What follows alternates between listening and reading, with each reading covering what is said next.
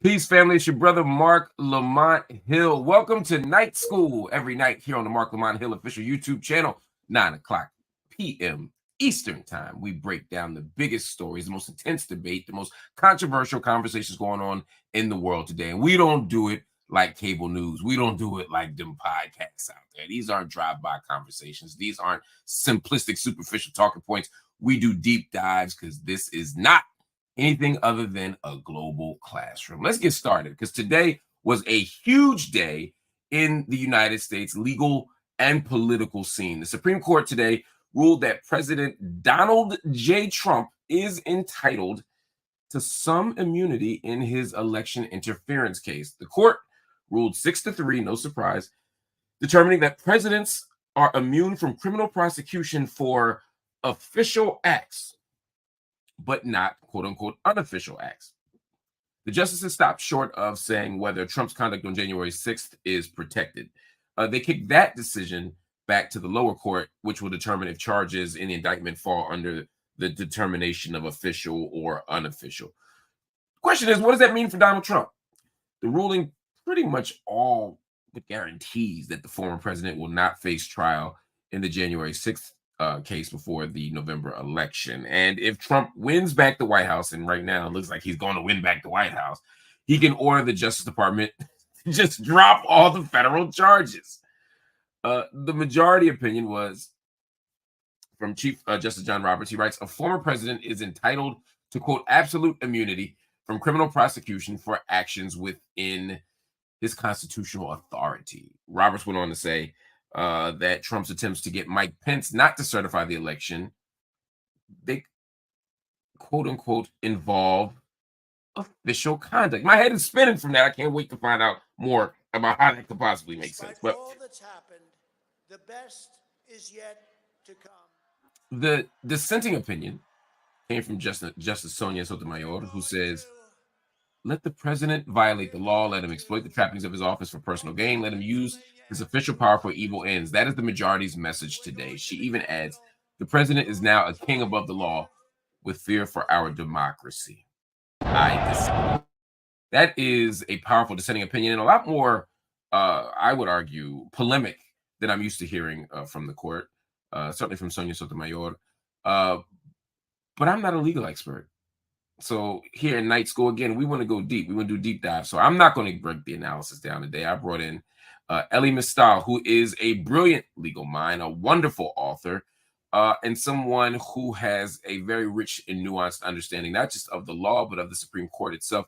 Elie, good to see you, my friend. How you doing, Mark?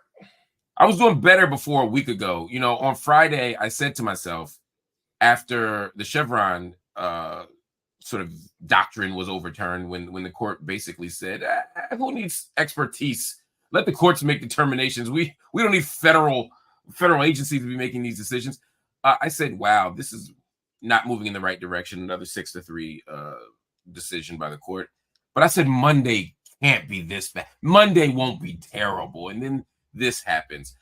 Help me make sense of it. How big is this decision? It's terrible. It's the worst. It's worse even than I anticipated. And I anticipated that Trump would win. I anticipated it would actually sound like you made it sound in your opening, that Trump is immune from some things, perhaps not others. Perhaps the lower court has to think again about what. No. This was worse than even what you said. You quoted the key line. Trump has absolute immunity from prosecution for criminal acts that he takes while under his constitutional authority. Now, to put that in context, you have to put that in legal context. Many of your viewers are going to be familiar with the idea of qualified immunity, right? That the police officers have, like any government official has. They have a qualified immunity for acts that they take while in their official capacities. But now let's distinguish qualified immunity like the cops have and the absolute immunity that the Supreme Court just gave to Donald Trump and every future president going forward. Right there in the words, the difference between qualified and absolute is pretty stark, right? With qualified immunity, even though you may be immune for some of your, for some of the things you do while on the job, you are not absolutely immune. That means that you can bring evidence against a person to say, like, oh, they usually have immunity, but they shouldn't in this case. With presidents, with Donald Trump, you can't do it. He is absolutely immune now, forever and ever and ever. What's the logic behind that? Evidence that you are allowed to bring against the president. Moreover, in qualified immunity, we're talking about qualified immunity from civil crimes. You don't have qualified immunity for criminal, qualified immunity for civil issues. You don't have qualified immunity from criminal acts, right? So Derek Chauvin could say very well, oh, murdering black people is part of my job, but you don't have qualified immunity for crimes if you're a cop.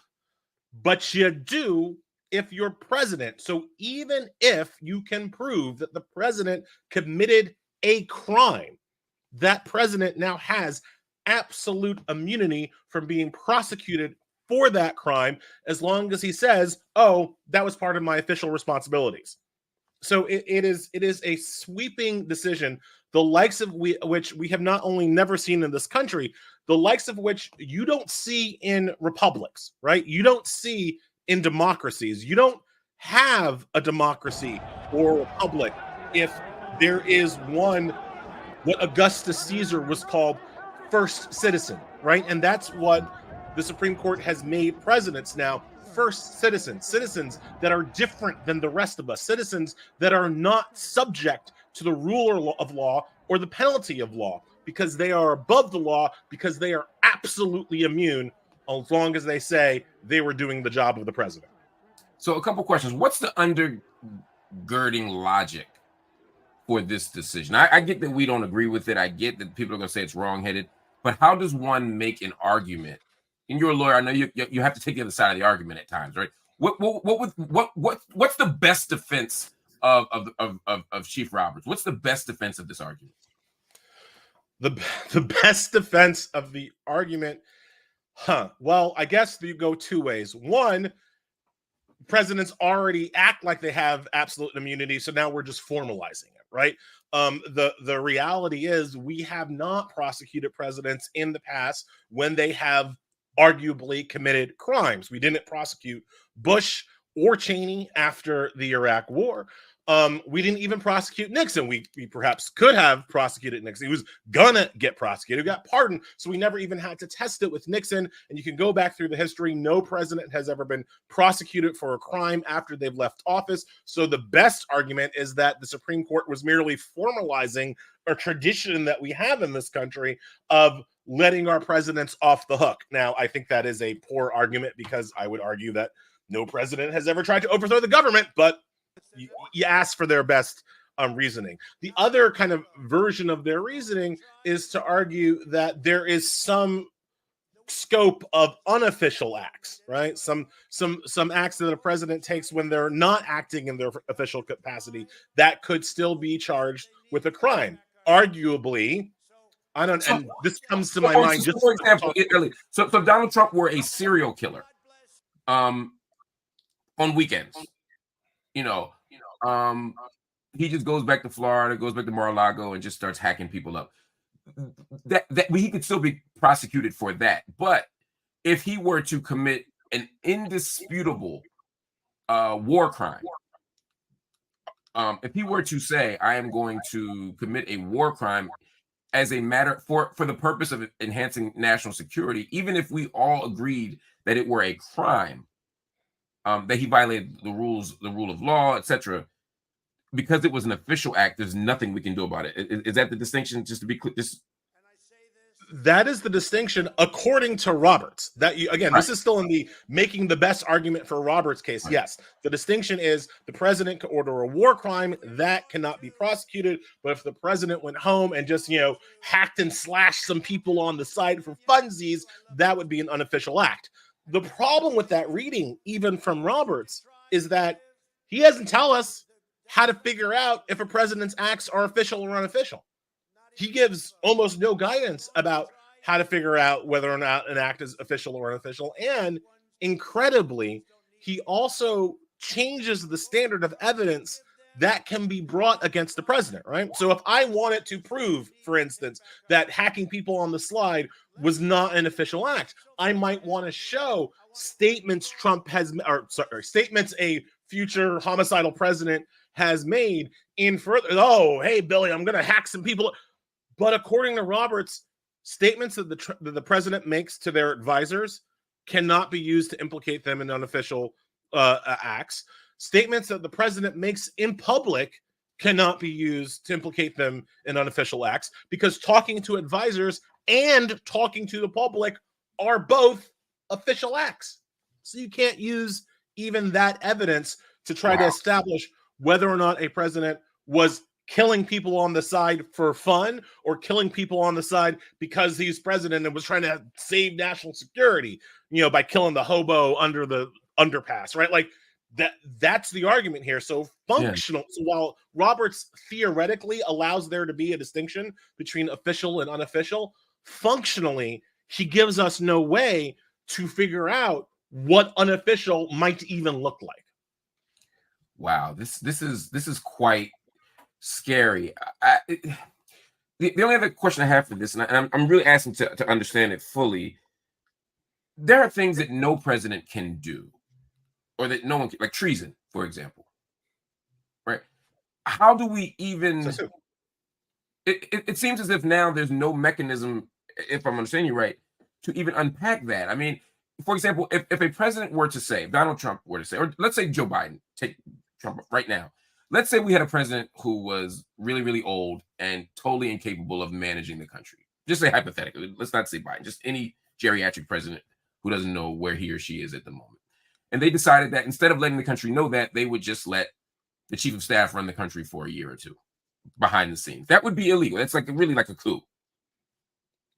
Who says that's illegal now? Not that might have been illegal yesterday, but that's not illegal today. That's an official act.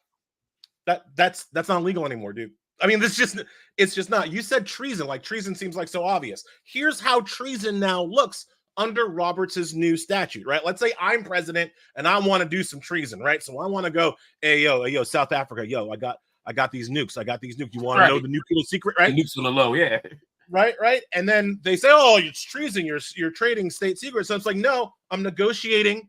What? I'm negotiating with an ally. It's a part of my official job as president to negotiate foreign treaties. I'm trying to get a negotiation. Yeah, some words were said, some secrets were shared, but I'm the president and I get to negotiate. And again, that can't be prosecuted.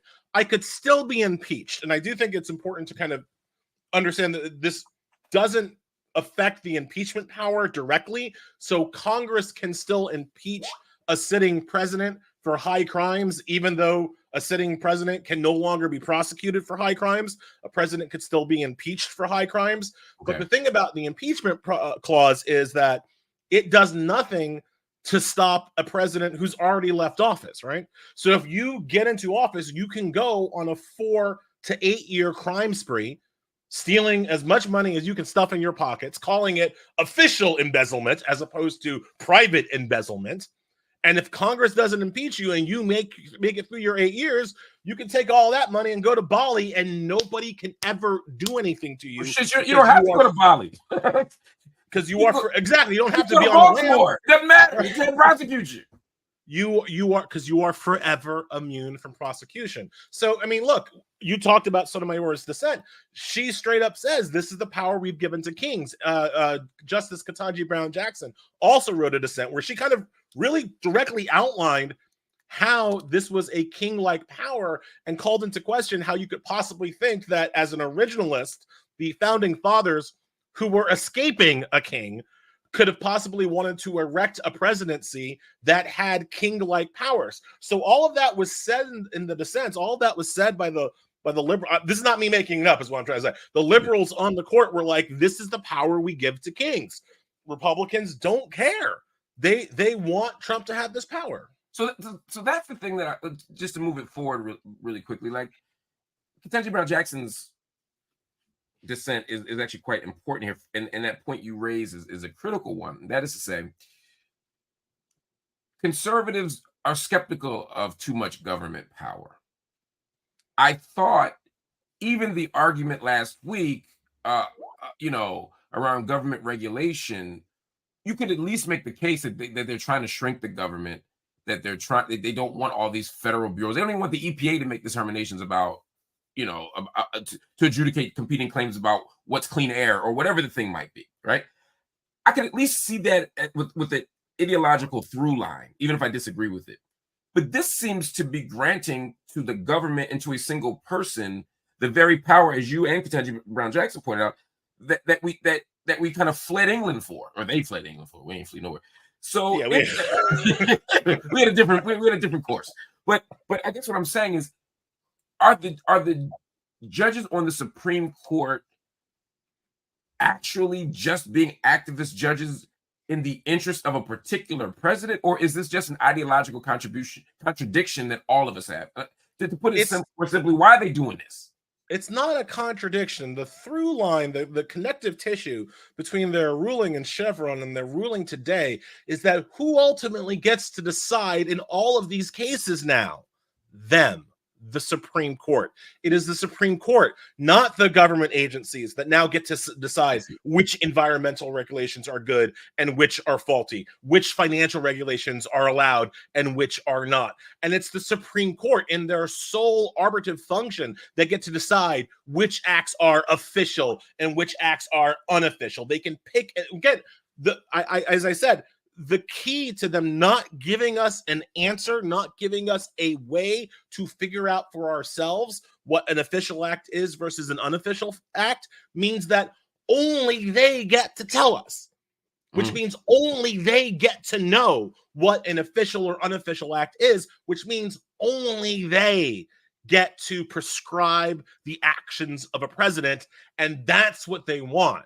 So when Trump orders a coup against the government, that's an official act. But if Biden ordered SEAL Team 6 to drop in on Mar-a-Lago and have a destruction con party, that might not be an official act, and only the Supreme Court gets to decide. So the connective tissue is their own power. They don't give a damn about the government having too much power. They want all the power for themselves. And that is what they've done over the course of this week, not just in these two cases, but if you look at all of their cases coming here at the end of June, all of their end of term cases, every single one of them puts more power in their hands, people who nobody voted for. And that's the why. That's to the extent that you're looking, Mark, for that, what's the real story here? That's the real why. So what's the redress here before we go? What can be done to fix this? You got to expand the Supreme Court. Because the Supreme Court has decided that they're the only ones allowed to have power, the only way you stop them is if you put additional judges on the Supreme Court who either don't want to have that power and will give it back, or will use that power in ways that you like. You can pick which. I happen to be on they should give the power back side, but if you also could make an argument that actually we just need to put liberal judges on there so they can just take the power and do the right things with the power. If the Supreme Court is going to be the only institution that is allowed to hold real power in this country, then it is political malpractice for the Democrats to allow 6 conservative justices to run the Supreme Court for the next 20 or 30 years. That can't be allowed. So the only solution, and I mean the only solution, is to elect Democrats who don't want to do court packing, make them do court packing, make them get rid of the filibuster in order to do court packing, which they also don't want to do, then make them appoint judges to the Supreme Court that are going to be willing to give the power back, which is another thing that's difficult to get through. Is that not a scary and maybe even slippery slope? I mean, so you pack the court, or you try to pack the court, and then Trump comes back around, or the new Trump in 4 or 8 years comes around, and now it's not 6-3, it's 8-3. Yeah, it doesn't matter. See, that's the thing. We are already, it's like if you are underwater, right? And somebody's like, I'm going to pour some water on your head. Why the hell you care? How is that any worse? We already have a permanent conservative majority on the Supreme Court for the rest of my life and yours. If Trump comes in and packs the court, and the difference between 6-3 and 10-6, the difference between 6-3 and 16-3 doesn't matter. They're already winning, right? If Democrats pack the court, at least you have an opportunity to redress some of these issues, give some of the power back, restore some voting rights, and force Republicans to repack the court on top of your court packing, having to actually win free and fair elections that are maybe ungerrymandered this time, right? So like there's nothing more that put like this, Mark, and I'm sure you've thumbed through the 900-page Project 2025, right? The conservative fascist plan to take over the government. You know what's not in Project 2025? Any section on the Supreme Court. Why? You think they forgot? You think they didn't know what this? No, they already have the Supreme Court. Right. Right? They already won the Supreme Court. They don't have to waste any of their 900 pages talking about how they're going to take it over because they've already taken it over. So if you want to stop them, the first thing you have to do is take the court away from them. And one way to do that is with court packing. Well, we will see what the next step in this is. I'm not convinced that court packing is either tactically or ethically right, and I think it could kind of come back to bite us. But either way, we got to do something. There has to be a response to this. I want to make sure that the world understands how big a deal this is and how dangerous this is. I happen to believe that most U.S. presidents, you may disagree, but most U.S. presidents are ultimately war criminals. But even if you don't think that, many U.S. presidents commit crimes that if we were to subject them to, most U.S. presidents commit acts that if we were to subject to sufficient scrutiny could be criminalized. And I don't think any U.S. president wants to be in the business of overseeing the criminalization of a president because it just sets the next one up. So as a practical matter, I'm not sure how big a difference this will make in general. Trump is sort of the outlier here. He's the one guy who might have really done some serious criminal time. But outside of him, I think this isn't a really big deal in terms of now presidents won't go to jail for what they do. They weren't going to jail anyway. But what it might do is embolden people to make even more dangerous, irresponsible, reckless, unethical, etc. acts because they don't even have the threat of criminalization. That terrifies me. If you thought that people like Trump and Bush and Cheney were criminals before, when they had some expectation of being held accountable, imagine what they're going to do when that expectation is gone. Ooh, right? That's scary. Have me back on some other time because I can convince you on court packing. I am positive. Oh, we need to have a whole conversation on court because I don't think I can be convinced on this as of now, but I love the challenge. So, sir, thank you so much. As always, it's good to see you. Thanks a lot, Mark. You have a great week, a great rest of your week. Happy 4th of July. All that stuff. Yes, sir. Happy 4th. Have a great week. Everybody, this is a weird time in Washington. The Supreme Court's upside down. The world is on fire as always. It feels like a dumpster fire, especially here in the United States. And another big issue that has been making a lot of us anxious, at least since last week, has been the presidential race. As you know, last week, President Biden didn't look so good in his presidential debate against Donald Trump. In fact, I'm going to go so far as to say, I'm trying not to be hyperbolic here. It was the worst performance of any presidential candidate in modern history. Since the invention of the television and the broadcasting of presidential debates on that television, I am going to say this was the worst thing that we have ever seen. But it wasn't just that Biden lost the debate. People lose all the time. I mean, if you remember the first debate between McCain and Barack Obama, according to the polls, Obama lost all the debates, but he definitely got mollywopped in that first one against John McCain. Didn't matter. Right? You can overcome in a debate. You could lose a debate and be just fine.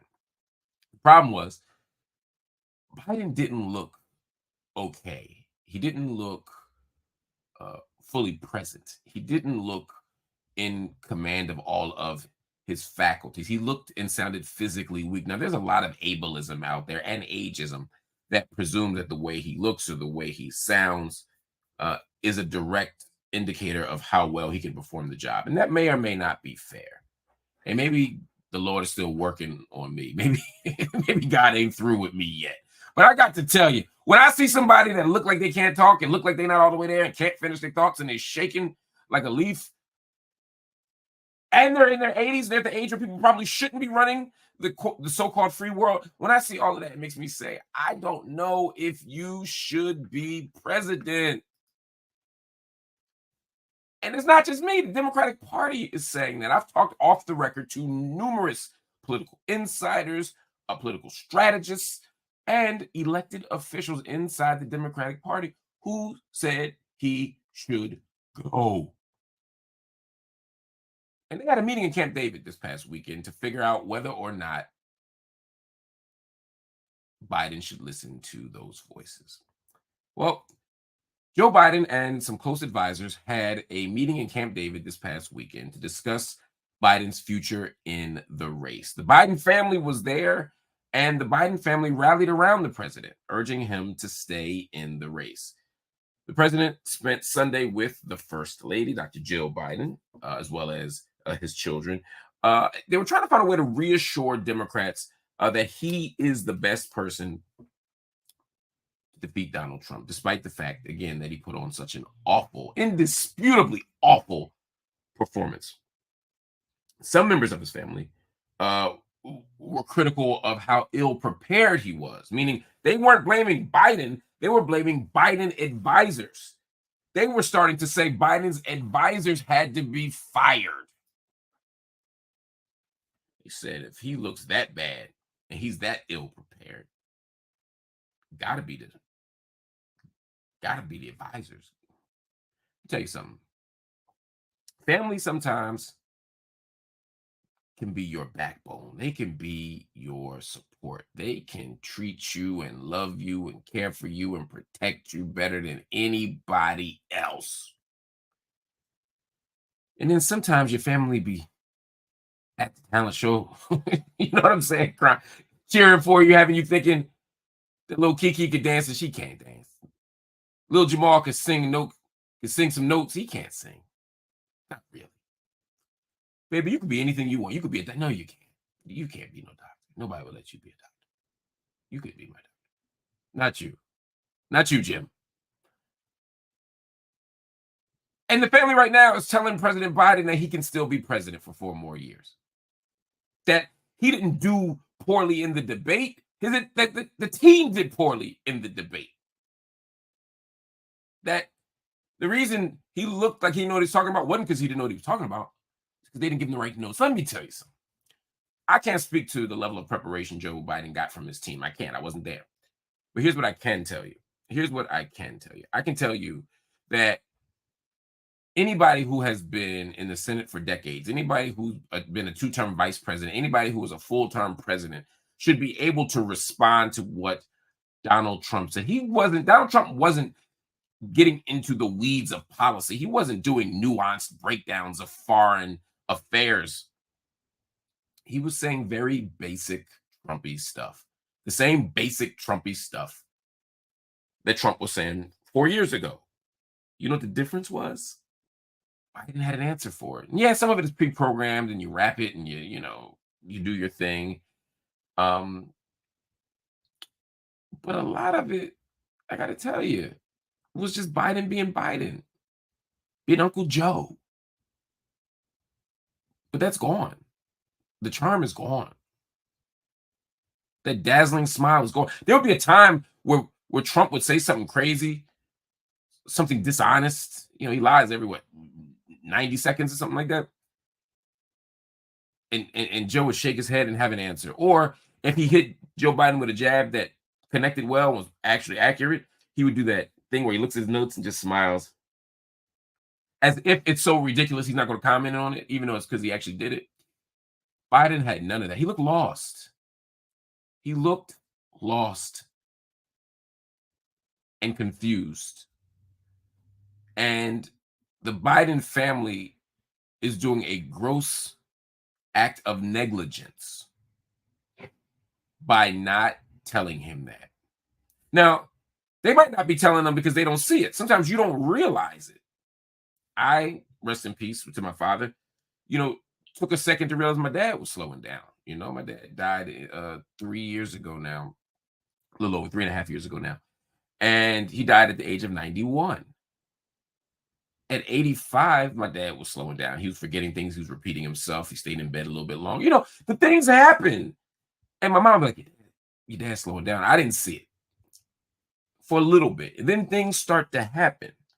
It happens with all aging people. Your family doesn't always see it first. It's the person who hasn't seen him in 5 years or 10 years that says, oh, wait a minute, you look different, you act different, you sound different, you move different, you think different. We don't see a lot of Joe Biden anymore. And now I know why.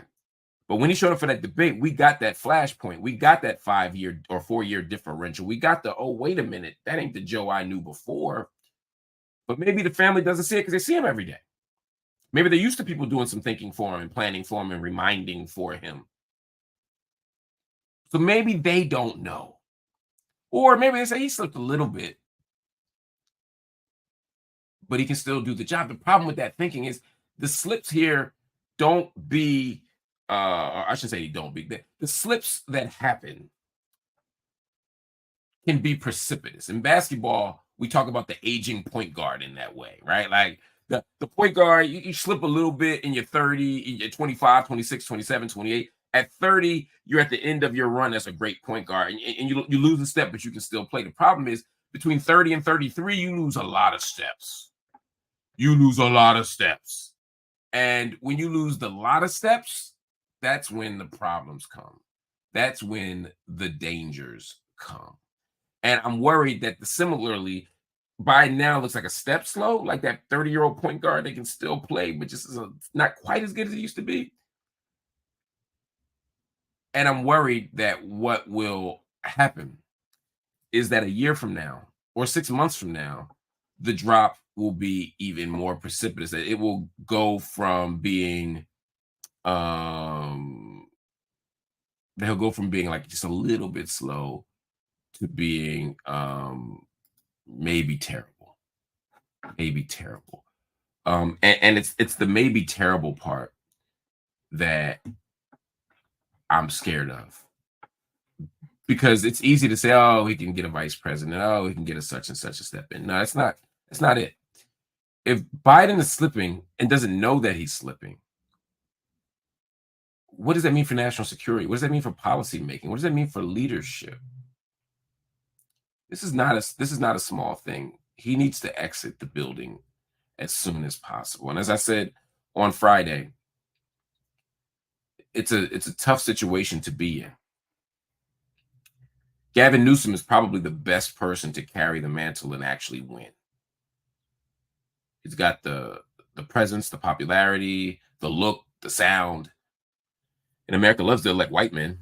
White men are like, what, 45-1 in presidential prize fights? Makes sense. The problem is you have to skip Kamala Harris, and black folk ain't gonna let you skip Kamala Harris. Gavin Newsom running or replacing Biden would look like a disaster, because black people would rightly say you've circumvented the person who's supposed to be most qualified, which is the vice president. So then you say, well, pick Kamala Harris. Well, Kamala Harris can't win. In this election, this year, Kamala Harris would not win, and I don't think anybody thinks otherwise. So Kamala Harris can't win,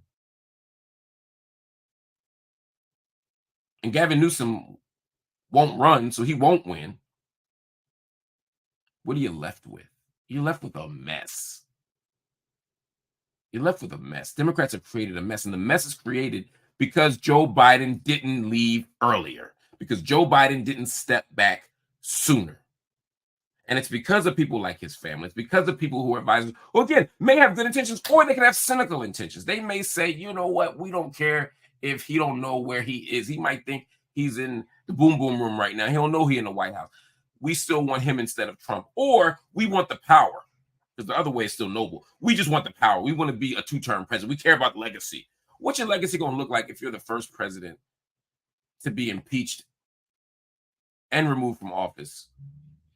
Or you're the first president who has to step down for these types of things? You don't want that on your legacy. Why don't we make the best of what's left? The horse is already out of the barn. But contrary to what people say, horses can't go back into barns. Let's see if we can do that. Let's talk to the family. Let's talk to the advisors, and let's get Joe Biden to step back, step away, and even though it's messy with Newsom and Harris, work out something. And I gave a solution on Friday. Go back and watch. Work out something that will get us a better solution than what we got. All right, family, we're going to take a quick break. We'll be back with more. There's a lot going on in the political scene, and it's not just the political stages that are featuring political conversation. The BET Awards got things popping a little bit. We're going to talk about what they said. Stay right here.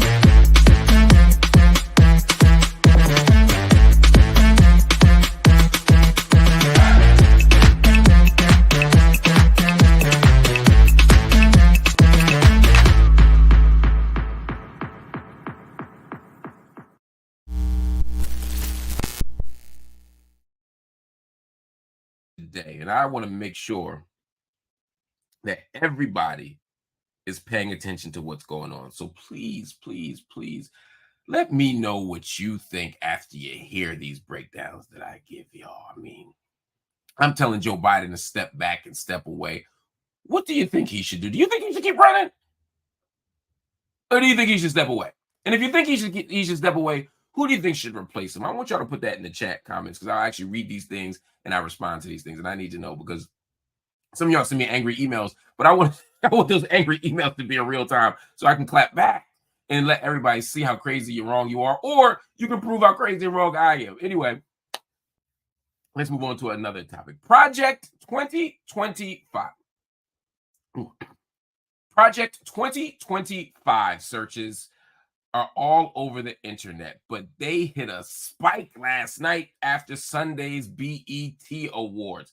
Actress and mental health advocate Taraji P. Henson made a statement that got people's Twitter fingers going. Check this out. Chess, not checkers.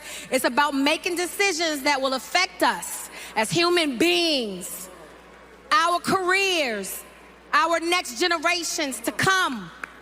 Did you know that it is now a crime to be homeless? Pay attention. It's not a secret. Look it up. They are attacking our most vulnerable citizens. The Project 2025 plan is not a game. Look it up. There you go, Taraji. That's what I'm talking about. I hate that the BET audience there didn't give as many claps for that powerful political statement that they gave to Sexy Red, but that's just my personal opinion. We can talk about that another time. The point is, Taraji brought up Project 2025. And if you don't know, Project 2025 is the presidential transition project crafted by the friends, if you want to call them that, the friends and allies of Donald J. Trump. It's them, it's other MAGA Republicans. They're trying to give Trump not just the White House, they want to give him more power over you. They want to take away the federal checks and balances system that makes the American democratic project what it is, or at least what it's supposed to be. The link to the 920-page document, by the way, this project started in 2022. This is not new. We just getting more info on it. But there's a 920-page document attached to it, and it's in the description to this video. So I want to make sure you read it. And I mean you watch it right now. Read this document. Stop acting like you read the 2025 project if you didn't. Don't Wikipedia this. Don't rely on Twitter. Read this thing close, because this thing breaks down all the things that the right wants from you to take away, what the right wants from you in terms of your complicity in watching this government get dismantled. I'm talking about taking away reproductive freedom completely. I'm talking about giving more money, more handouts, more largesse to the wealthy. I'm talking about putting more taxes, not on the 1%, but on Main Street. I'm talking about letting Trump basically get revenge, use the White House and the platform that he has to get revenge on anybody who challenges him, who tries to hold him accountable, basically letting him move like a king. I'm talking about making the Constitution almost obsolete. I'm talking about dismantling federal bureaus like the Department of Education, the Department of Housing. This is what we're talking about. And it's a collection of proposals, a bunch of conservative proposals, and they all come from the Heritage Foundation. And they're trying to basically remake America the moment Donald Trump wins the presidency in 2024. It's directed by Paul Dans. It has a reported budget of around $22 million. Now, this group, they got Trump to adopt their agenda in 2017. So they've been successful. This isn't their first crack at this. It isn't their first bite at the apple. In 2017, they put out an agenda. And guess what? They got almost all of it. They said they want to eliminate capital investment grants for new transit projects. They wanted to eliminate the National Infrastructure Investment Program. They wanted to overturn airline price regulation under the guise of limiting unfair and deceptive practices. They take something that sounds right, but use it for evil. They want to reduce funding. They wanted to reduce funding, for the Department of Education Office for Civil Rights by 50%. That was the first crack at DEI. That was the first crack at affirmative action. That was the first crack at the Department of Education. They want to rescind the guidance that defines sex to mean gender identity, meaning there's no space for gender diversity, for understanding gender in a more complex and dynamic way. They're trying to eliminate trans identities effectively. And I could go on and on. That was 2017. And if they got all that done in 2017 and they got a more ambitious and destructive agenda in 2025, what do you do? Well, you speak up about it. That's the first thing you do. That's why I am so proud of Taraji P. Henson. I'm so excited for BET, my family over at BET, that said, we're going to mention it. Now, again, I wish the crowd responded more, but that ain't the crowd's fault. It's our failure to give a steady diet of this stuff. It shouldn't be the first time you hear it right now. We should be talking about this all the time. We should be promoting it all the time. We should be breaking down the 2025 project all the time. That's our work. That's our job as media pundits, but also as celebrity voices. I want to see more people out there do what Taraji did last night, do what BET did last night. And I want to see BET do more of it too. And that is use our platforms to speak the truth of the urgency of this moment, family. This is an urgent moment. This is a scary moment. And it's only going to get scarier. So once more, shout out to Taraji, shout out to BET, but everybody go in the description, look up 2025, break it down thoroughly. And I promise you here on Night School, we'll have constant 2025 conversations, Project 2025 conversations, not just the election of 2025, but this Heritage Foundation plan. Because this is a plan that is not just hypothetical. This isn't they're coming to, to destroy the country in 30 years. This is the world is on fire right now, and we must put it out. All right, y'all, we're going to take one more break. When we come back, we're going to talk about Canada, not usually thought of as the site of rap violence, but it has been lately. And we're going to tell you why. Stay here.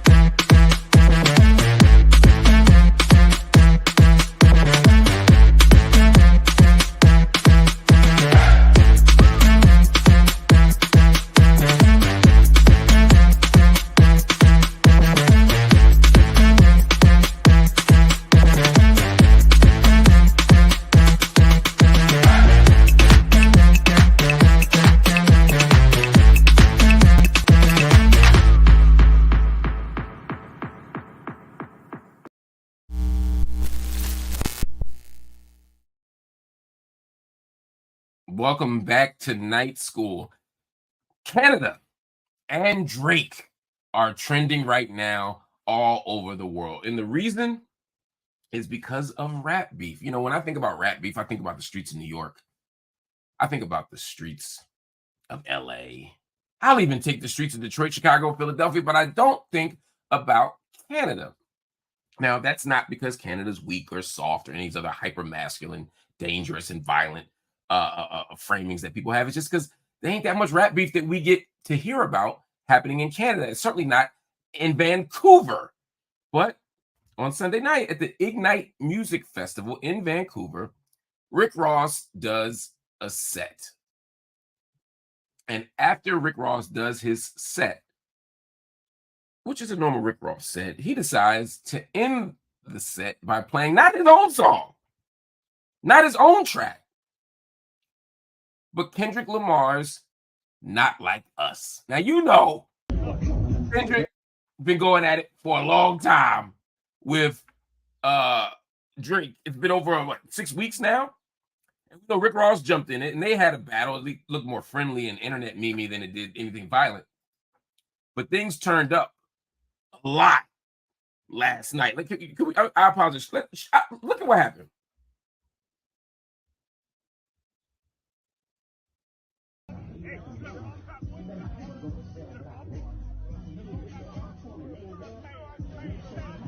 They talking. Tell them to turn that music down.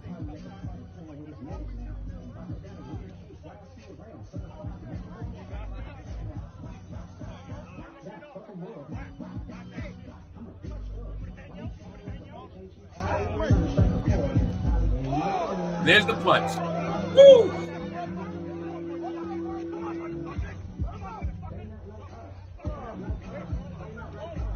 As you see there, it starts with talking. Then at some point, dude punches Rick Ross in the face. Rick Ross, you know, as he's going to retaliate, you see a big mashup. And dude is like, yo, y'all want to bang out by playing that music? Y'all can bang out. And then you see a member of Rick Ross's crew get beaten like a rented mule by a bunch of what looks like to be white Canadians. One of whom we've already identified as a Canadian rapper. And I don't glorify the violence at all. I hate the violence. We'll talk about that in just a second. But what's most disturbing, there's a lot of things disturbing to me about this. First, rap beefs have always happened. And rap battles have always happened. And they're not always the same thing. Like Lil' Kim and Foxy Brown didn't have a battle. They had beef. And the beef turned into real violence outside of the Hot 97 studio, which resulted in people going to jail. And certainly Lil' Kim going to jail. I don't like rap beef. I don't want, you know, people fighting and arguing and killing each other. A rap battle is great. I love the Bridge Wars. I loved Nas Jay-Z because it stayed on wax. I love LL Cool J and Cannabis. But what's happening now, unfortunately, is a level of violence that reminds me of the scariest moments of my life as a hip-hop fan. Again, Biggie didn't really get into a lot of battle with Tupac, right? It wasn't a battle, you know. You may say he had a bar here and there. You may even say they were self-deprecating bars. Think about his, you know, on Life After Death, right? You know, if they had twins, she probably had two Pacs. Get it? Two Pacs, right? Stuff like that, right? On I Love the Dough. Like, that wasn't a battle, that was a beef. And beef is violence. Beef is threat. Beef is harm. Beef is destructive. I don't want that. And so when Kendrick and Drake were going at it at the beginning, right? When Future Metro, right? When that first track came out and Kendrick was like, you know, ain't no big three, it's just big me. I'm like, cool. Drake responds, Kendrick responds, Drake responds, and they're going at it, and it's love, right? As a hip hop fan, right? It's not that they love each other, but that we love the battle. And that's cool. Then somebody in front of Drake's house in Canada got shot, one of his security guys. I'm not saying it was connected to Kendrick. I don't know what it was connected to. I don't know if they've said what it's connected to. But when I see the violence, I get anxious. I get scared of what could happen to these young men. Two young black men. And so when you get back to the festival the other night at the Ignite Music Festival in Vancouver, when Rick Ross finishes his set, and he plays Not Like Us, I'm like, okay, I mean, I get it. You're antagonizing, you're trolling, you're doing the stuff that people do. I ain't mad at that. But then 15 men gather around Rick Ross at the end and demand that he turn the music down, that they stop playing it. And that's where the shit gets crazy for me. And I'll tell you why. First of all, a lot of these people surrounding Rick Ross are white men. And it ain't Drake in Vancouver with them. Drake also wasn't at the BET Awards. I take issue with that too. I take issue with all y'all ain't at the BET Awards. If you're black and you're a performer, you should be at the BET Awards because you damn sure show up to the Grammys. And these white people, they don't care about y'all. If you want to have your own stuff, y'all talk about being self-made and coming up from the mud and creating stuff, show up to the damn award shows for black people. That's another story for another time. These white men surround Rick Ross and they demand that he turn the music down. They talking heavy. And next thing you know, they're throwing hands. For what? Because he played a song? It's a rap battle. But now it's going from battle to beef. Now it's real. Now it's real. And it's real because I'm not blaming white men for everything here. It might sound like it. But what I'm saying is these men jumped in it. Y'all are fans. Y'all supposed to be fans. Y'all supposed to be supporters. Y'all can even be in the crew. But what you're doing right now is turning it from battle to beef. And the people who end up losing in that are the rappers, and it's their crews even more often. People die from this. And so Kendrick and Drake have a responsibility to say, yo, let's keep it on wax. I don't like him. I want to beat him in the battle, but I'm not going to let you die because you're my brother. I'm not going to let you get hurt because you're my brother. I don't want you or anybody in your crew to go to jail because y'all are my brothers. That's how we should be thinking. But that's not what happened. Instead, you got people egging it on. You got people literally posting the video with a statement that says, shout out Vancouver for chin checking the double chin on Canada Day. So they're literally shouting out the people who surrounded Rick Ross. Now, this is where my Drake issue comes in.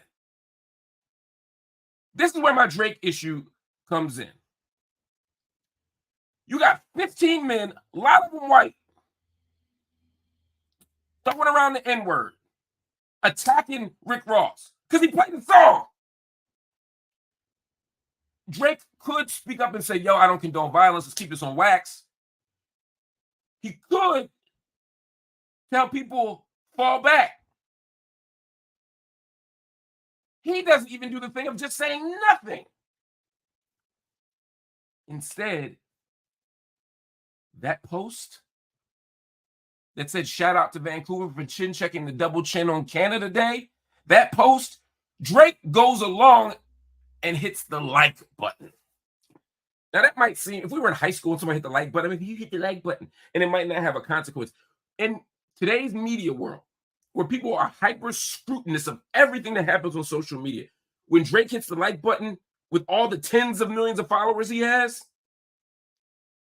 everybody sees it. So now Drake has supported and endorsed the attack by white men on his brother. And even if they were black, it'd be the same issue. Let me be clear.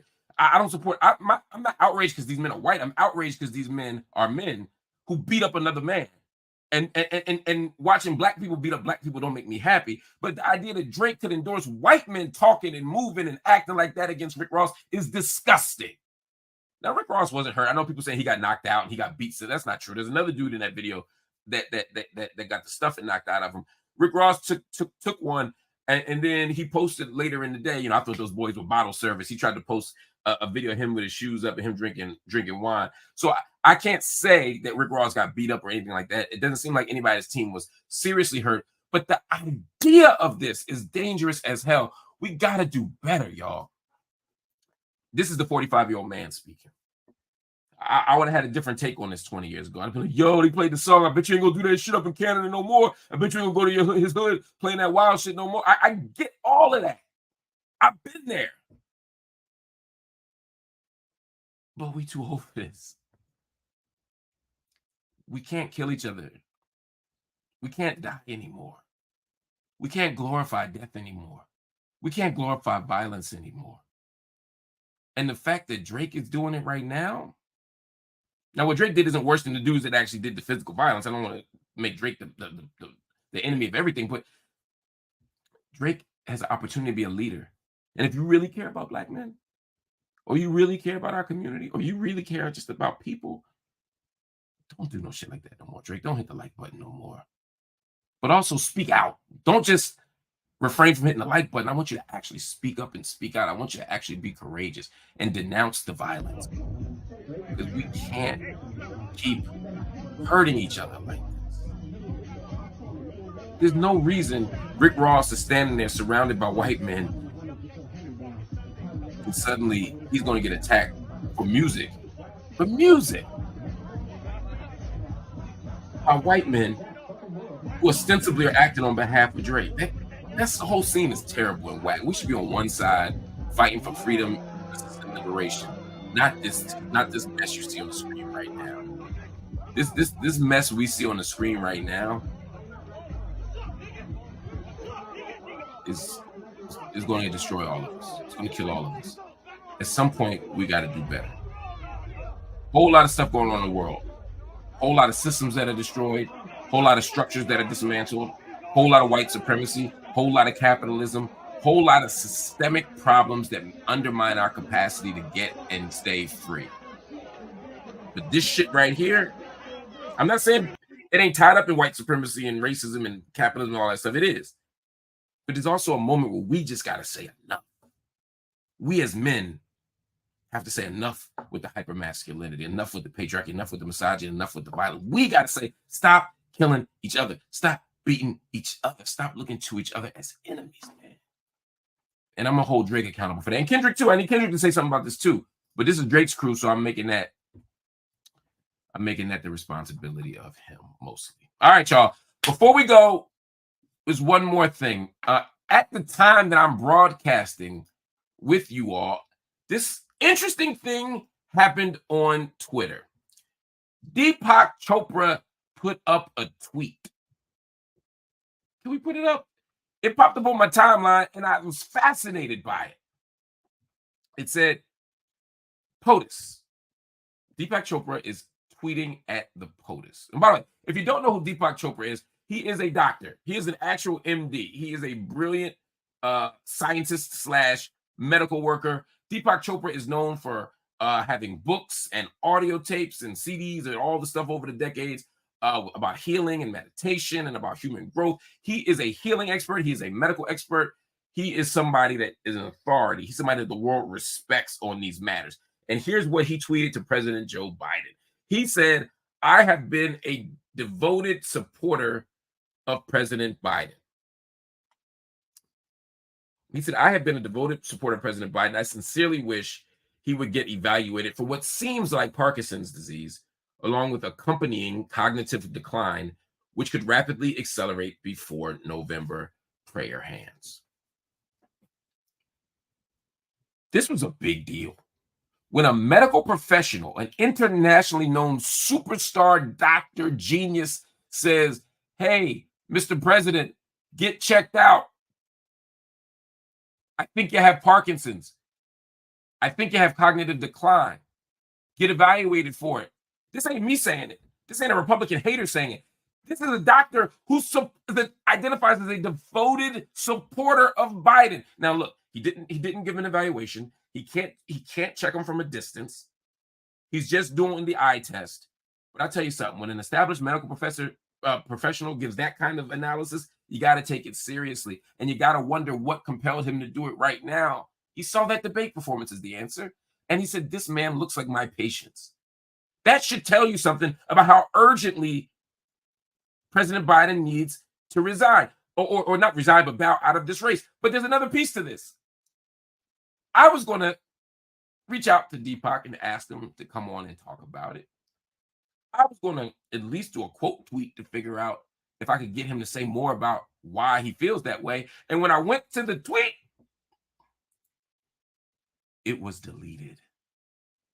It was deleted. Shout out to my Twitter soldiers out there who saved it, screenshotted it, and posted it. You saved the day. Because Deepak tweeted and then deleted. He did a tweet and delete. So you got to ask yourself, what would make somebody as famous? I mean, he ain't regular famous. Deepak Chopra is like famous. He's like, Oprah made me famous. For him to write that tweet and then delete it, and I checked to see if he like reposted it because it was like a typo. No. He just tweet and delete and act like it didn't happen. For him to do that, what must he have been thinking?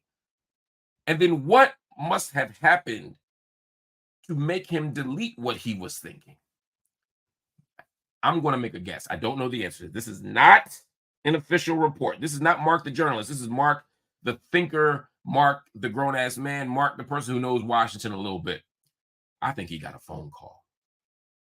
I think somebody said, yo, Deepak, chill, fam. Maybe he got one of the black people to call. Yo, Pac. Yo, Pac. I need you to take this down, bro. You're making us look bad. I know what you're thinking. Look, we'll get the test, but just stop tweeting about it. Something happened that made Deepak Chopra think otherwise. And Deepak Chopra is not me. I tweet at 4 a.m, arguing with people about Caitlin Clark and Angel Reese and Diana Taurasi. I do that. Deepak don't do that. Pac don't move that way. He's a very careful tweeter. The fact that he posted it and deleted it makes me think that somebody in the Democratic Party, that somebody in the White House said, look, we saw the tweet and we need it down immediately if you still want to be in our gang. If you know what I mean? If you want to be one of us. And that thing went down fast. So 2 things to remember. 1, real established medical professionals think that Joe Biden needs medical help attention immediately.